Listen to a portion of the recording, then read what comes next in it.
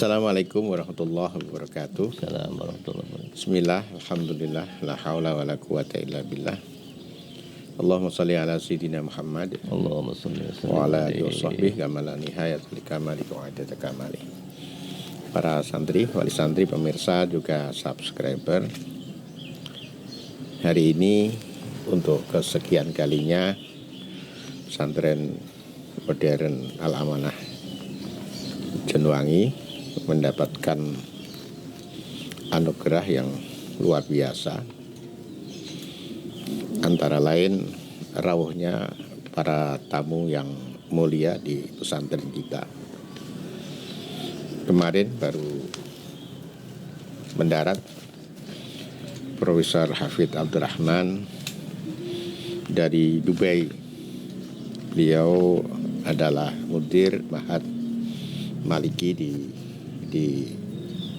Dubai, dan hari ini beliau masih istirahat di kamar, dan alhamdulillah beliau berkenan untuk menginap di pesantren kita. Tentu ini keberkahan.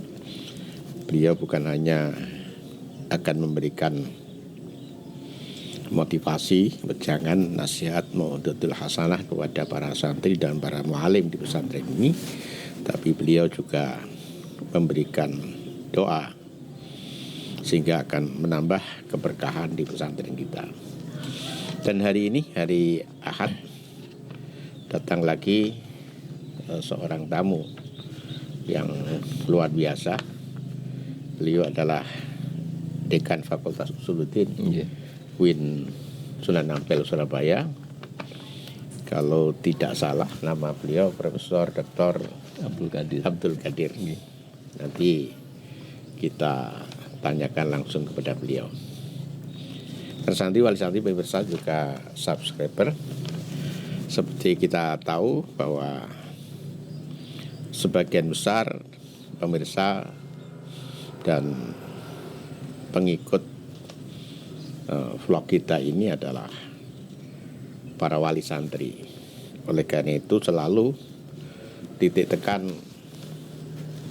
dari vlog kita adalah bagaimana pendidikan, pola asuh dari orang tua dan orang-orang yang menginspirasi, sehingga pribadi yang biasa kemudian tumbuh menjadi pribadi yang luar biasa.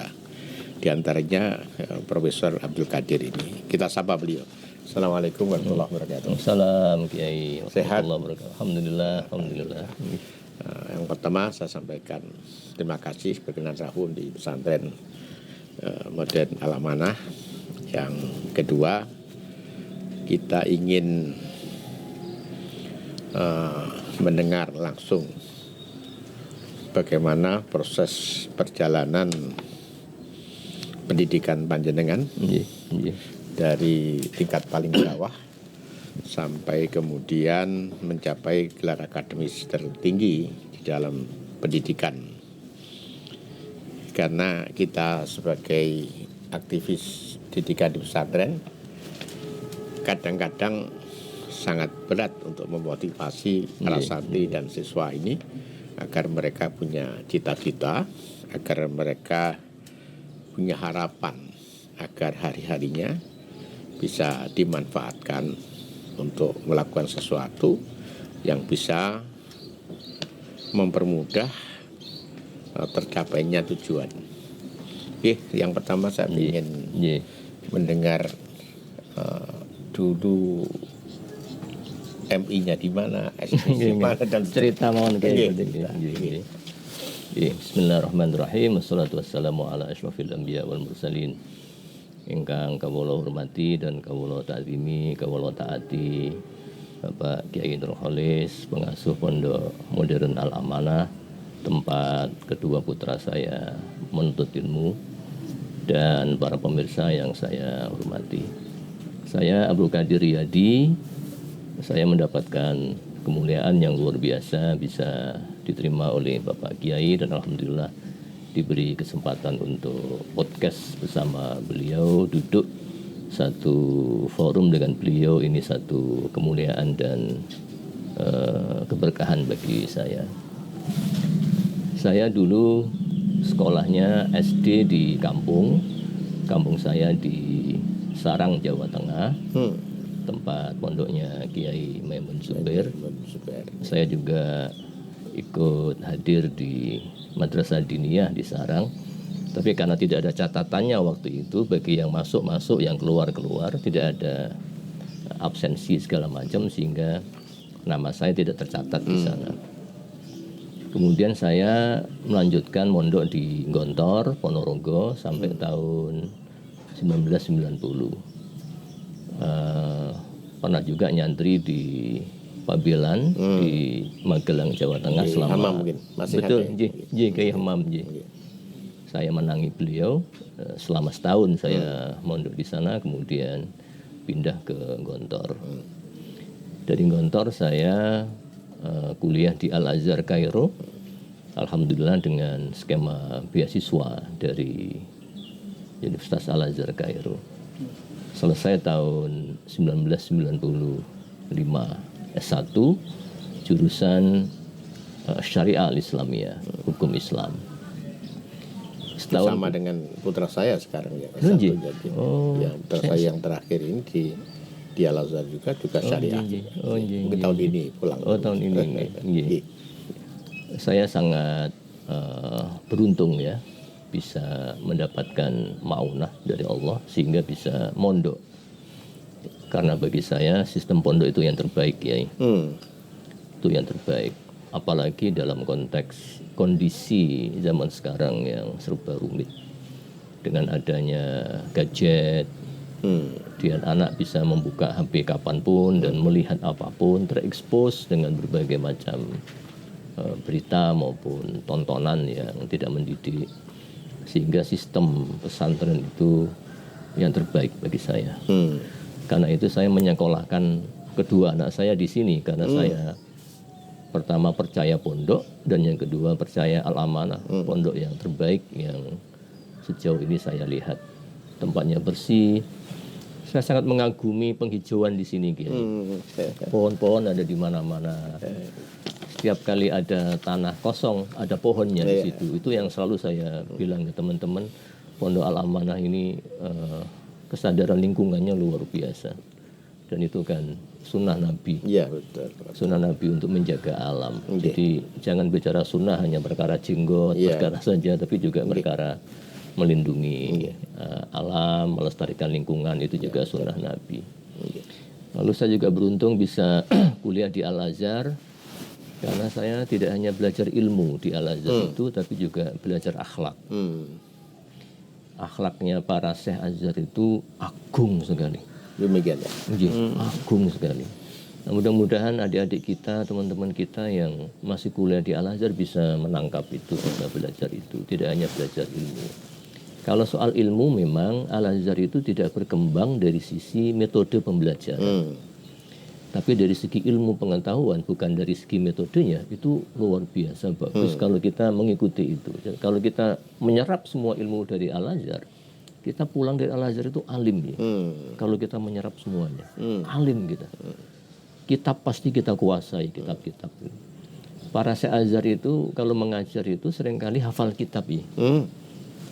Kitabnya itu hafal. Saya mau cerita, saya itu punya Syekh namanya Syekh Ramadan. Bukan Ramadan Buti. Bukan, Ramadan Buti di Syria. Di Syria. Nah, Syekh Ramadan ini mengajar saya ilmu usul fiqh. Kemudian beliau ngarang kitab karangan beliau sendiri ya, judulnya Ilm Usul Fiqh gitu saja. Itu kira-kira 600 halaman. Nah, kitab karangan beliau itulah yang diajarkan di kelas. Beliau ini buta. Kalau mengajar itu ngomong saja, nggak bisa baca kitab, wong beliau buta. Tapi yang luar biasa adalah beliau itu hafal huruf per huruf kitab yang dia tulis itu yang sebanyak 600 halaman itu. Jadi kalau dia ngajar, iftah, buka halaman sekian, bab ini, nanti dia ngomong saja. Dan yang diomongkan sama dengan yang di kitabnya itu. Beliau menulis dalam keadaan buta. Dalam keadaan buta. Tentu dengan dibantu, nggih. beliau dibantu, atau dibantu orang. iya dibantu asisten. Nah itu luar biasa sekali. Jadi mereka ini istilahnya itu al ilmu fis sudur. Para syekh ini ilmunya itu ada di dalam dada, dihafal betul, dan itu untuk ilmu tertentu itu bagus. Ilmu usul fiqh, ilmu fikih, ilmu tafsir, ilmu hadis apalagi itu kan semuanya dalilnya Ya, harus dihafal. Tapi kalau ilmu-ilmu modern kayak sosiologi segala macam itu tidak perlu dihafal.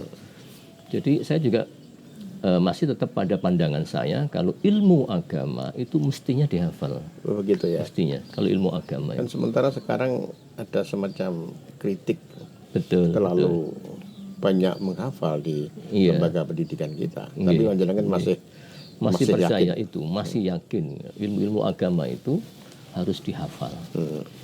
Makanya Imam Ghazali kan pernah punya peristiwa, punya cerita yang menarik sekali ketika dia habis belajar, kemudian habis berguru, dia membawa banyak kitab. Dalam perjalanan dia kan dirampok, dia dirampok. Kemudian beliau juga nulis kitab waktu itu, sudah nulis beberapa kitab. Kemudian mau menempuh perjalanan, di tengah jalan dirampok orang, kitabnya dirampas sama orang. Dan Imam Ghazali berpikir, berarti ilmu saya hilang semua dong, yang saya tulis itu. Lalu dia menyalahkan diri sendiri, saya yang salah, mestinya yang saya tulis itu saya hafal. Kalau saya hafal, mau dicuri siapapun nggak bisa dicuri, wong ada di pikiran saya, di hati saya. Akhirnya dia, dan itu sangat membekas pada diri saya, doktrin dia adalah ilmu itu harus dihafal. Tapi ilmu tertentu, kalau ilmu modern kayak sosiologi, lagi-lagi filsafat, itu ilmu analisa kalau itu. Kalau S2-nya didapat di mana, Bro? Saya S2-nya di Cape Town University namanya, di Amerika ya? di Afrika Selatan. Oh, di Afrika Selatan, Cape Town ya. Nah, di sana saya diajari menganalisis. Di Al-Azhar saya diajari menghafal, di Cape Town saya diajari menganalisis. Dalam jurusan yang sama. Berbeda. S2 saya mengambil sosiologi agama. Oh, justru di Cape Town. Di Cape Town, di Cape Town dengan beasiswa dari Cape Town. Pertimbangannya apa kok sampai di Afrika Selatan waktu itu? Karena kesempatannya ada di sana. Di sana. Rezekinya ada di sana. Ini pendidikannya juga memang bagus di. Luar biasa ya. Gitu ya. Luar biasa. Enggak jarang mendengar kita di. Di Indonesia jarang mendengar. Tapi Cape Town University itu kalau kita lihat di Google itu luar biasa dan rankingnya sangat tinggi. Itu tingkat dunia itu. Kelas-kelas kampus di Eropa. Termasuk prodi-prodi umum. Prodi umum gitu. Juga ada. Kedokterannya luar biasa. Gitu. Kedokterannya nomor 1 di Afrika itu. Kalau S3-nya? Sama di Cape Town juga. Di Cape Town juga. Cape Town University. Kemudian profesor diraih berapa tahun setelah selesai dokter? 14 tahun ya. Dari 2005 ke 2019. Ini. Kalau boleh saya tanya, siapa yang kira-kira menginspirasi sehingga dengan mencintai dunia pendidikan, Bapak, Ibu, apa ayah, atau mungkin orang lain? Dan yang pertama ayah saya, ibu saya itu kan ibu rumah tangga yang tidak banyak mengurusi masalah pendidikan. Yang paling menginspirasi ayah saya. Dulu saya mau dikirim ke Tebu Ireng untuk menghafal Quran. Begitu. Kemudian malam sebelum saya berangkat ke Tebu Ireng, saya mimpi menggunting kertas. Tapi hanya sampai tengah, saya tarik lagi. Saya matur ke ayah saya, ini apakah mimpi ada isyaratnya apa tidak? Ayah saya bilang, kayak isyaratnya kalau sampai ngapal Quran, nggak sampai selesai kayak sampai tengah-tengah tok. Ya sudah, berangkat ke Gontor. Akhirnya berangkat ke Gontor niku. Ayah apa tingkat pendidikannya apa kok? SD. Hanya SD. Beliau pedagang. Tapi kok bisa mencoba bertimbang antara Tebu Ireng, Gontor? Biasanya jarang. Pergaulannya sama kiai-kiai setempat karena sarang kan banyak kiai. Gitu. Berguru ke Mbah Maimun, jadi santrinya Mbah Maimun, jadi wawasan pondoknya. Pertimbangannya apa kok? Kemudian ke Gontor, kemudian ke Pabelan. Awalnya kalau ke Tebu Ireng awalnya kan supaya saya ngapal Quran, supaya manfaat. Tapi kemudian nggak jadi. Ke Gontor waktu itu saya ingat pertimbangannya karena dua bahasa, bahasa Arab dan bahasa Inggris. Kalau ke Pabelan itu kan karena saya tidak diterima di Gontor, kemudian pindah ke Pabelan setahun, balik lagi ke Gontor, baru diterima. Oh, Pabelan waktu itu masih ya?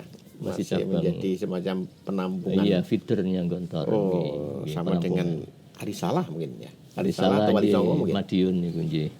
Arisalah kan Selahung nggih. Sama Ngabar. Nggih, Ngabar. Oh, gitu. Nggih. Padahal di Yai Hamam waktu itu sedang ada top-topnya. Sedang top-topnya waktu itu, nggih. Sedang top-topnya. Kalau mungkin dibedakan kira-kira plus min di Pabelan sama di Gontor. Nggih. Kalau Pabelan zaman sekarang saya tidak tahu. Kalau zaman itu top ya. Jadi dosen atau pengajar bahasa Inggrisnya itu langsung dari Australia. Jadi kita setiap hari diajari bahasa Inggris langsung berbicara dengan native. Kemudian pondoknya juga sangat environmentally friendly, ramah pada lingkungan. Jadi sekolahnya itu dari bambu, kelasnya dibuat dari bambu, kemudian terbuka, jadi nggak sumuk, AC-nya alami. Kemudian mandinya di sungai. Ada sungai di situ, itu mandinya di sungai.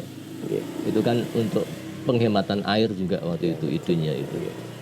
Kemudian banyak kolam segala macam, sangat bagus. Standarnya juga tinggi ketika Kiai Hamam masih hidup ya. Ketika beliau wafat kelihatannya menurun kelihatannya. Pesantren apa? Pabelan termasuk salah satu pesantren yang menginspirasi saya. Oh, Masya Allah. Saya mengunjungi di sana mungkin sampai 4 kali. Oh, Masya Allah. Makanya kok mirip-mirip Pabelan ini alamnya, Masya Allah, baru paham saya. Jadi pesantren kita ini pesantren gaduh-gaduh. Karena lingkungannya ngambil di Pabelan, metodenya Pabelan, metodenya kemudian model-model salafinya kita ambil dari beberapa pesantren salaf, akhirnya menjadi pesantren gaduh-gaduh. Kita tidak bisa menyajikan sesuatu yang luar biasa, wes gaduh-gaduh saja. Tapi dapat semuanya kok, yang luar biasa. Didoakan. Terus gimana sekarang perkembangan Usuluddin? Kalau dulu itu Usuluddin di waktu saya masih sekolah itu kan tidak menjadi pilihan mahasiswa utama. Dulu itu mesti tarbiyah, paling tidak syariah, baru kemudian Usuluddin, kemudian adab, dakwah gitu. Terus sekarang gimana? Tantangan itu tetap ada ya, tetap ada. Masih ada kesulitan-kesulitan untuk membuat Usuluddin ini menjadi pilihan utama. Masih ada kendala-kendala itu. Tapi ada peningkatan lah, sedikit banyak ada peningkatan dan usaha terus kita lakukan, umpamanya melalui program-program beasiswa, kemudian mengirim mahasiswa ke luar negeri. Itu tidak hanya untuk menarik mahasiswa ke dalam, tapi juga untuk mendidik, memberikan international exposure kepada mahasiswa kita sehingga memiliki wawasan yang lebih global. Itu terus kita lakukan, tapi yang paling kuat dari Fakultas Usuluddin itu adalah pada aspek keilmuannya. Itu alhamdulillah kita dianugerahi oleh Allah berupa sumber daya manusia yang kompeten di bidang keilmuan. Jurnal kita luar biasa ya. Jurnal itu kan ada internasional segala macam. Nah, kita punya internasional itu yang saya kira tidak dimiliki kecuali oleh dua fakultas, dua universitas ya. Sunan Ampel sama Jakarta. Selain itu ada apa enggak ya? Nah, tapi yang pasti kita pada aspek keilmuan itu kuat. Makanya tadi panjenengan menyebut Pak Abdillah itu salah satu dosen unggulan kita, lulusan Amerika yang sangat produktif. Yang lain masih banyak dosen-dosennya. Jadi dosen-dosen ini alhamdulillah memiliki kapabilitas yang luar biasa untuk mengangkat pamor Usuluddin. Ada berapa prodi tuh? Ada 6 Pak Kiai ini. Ada ilmu Al-Quran, ada hadis, kemudian ada tasawuf, filsafat, studi agama-agama dan pemikiran politik Islam. Pemikiran politik sudah mulai dibuka ini. Sambun. Sudah lama. Sudah 3-4 tahun ini ya. Oh iya. Nah, dari 6 prodi itu yang paling laris memang IAT, ilmu Al-Quran dan tafsir. Dari tahun ke tahun selalu ramai. Yang lain ini masih kadang-kadang kurang 5 mahasiswa barunya itu. Kurang 6. Kemarin saya lihat ada yang memang kurang banyak, kurang 10, saya lupa angka-angkanya. Jadi itu tantangan bagi kita dan kami prihatin memang bahwa itu ternyata tidak hanya di Surabaya, tapi juga di tempat lain. Fakultas keagamaan itu minim peminat dan tidak hanya di Indonesia, tapi juga di belahan dunia lainnya. Di Malaysia namanya ada kampus Malaysia mitra kita itu juga mengeluh hal yang sama. Jadi ini tren global kelihatannya. Nah ini menjadi tanggung jawab kita bersama untuk meningkatkan pamor ilmu-ilmu keislaman ini melalui produk-produk ilmiah, karya tulis ilmiah, melalui pengabdian masyarakat. Saya kira itu bisa meningkatkan pamornya. Para santri, wali santri, pemirsa juga subscriber, saya tadi sudah menjanjikan kepada Profesor Abdul Qadir hanya beberapa menit, tapi sudah lebih dari durasi yang kita janjikan kepada beliau, karena beliau sudah ditunggu acara di Surabaya. Kalau kita berbincang panjang pada kesempatan yang lain, kita akan masih banyak yang ingin kita ketahui dari beliau, tapi karena terbatasnya waktu, nanti kita sambung dalam kesempatan yang lain. Para santri, wali santri, pemirsa juga subscriber, demikian bincang-bincang kita dengan Profesor Abdul Qadir, Dekan Fakultas Usuluddin. Sekilas kita bisa mengenal beliau dari aspek pendidikannya dan orang-orang yang menginspirasi beliau, dan lebih penting lagi beliau tumbuh menjadi seperti sekarang karena pernah digodok di pesantren-pesantren terbaik di negeri ini, diantaranya di pesantren Pabelan, pesantren Gontor, dan juga pesantren Al-Azhar di Mesir, kecuali di pesantren Cape Town di Afrika Selatan. Terima kasih sekali. Demikian podcast kita, semoga bermanfaat. Allahu wafiq ila aqwamit thoriq. Assalamualaikum warahmatullahi wabarakatuh. Assalamualaikum warahmatullahi wabarakatuh.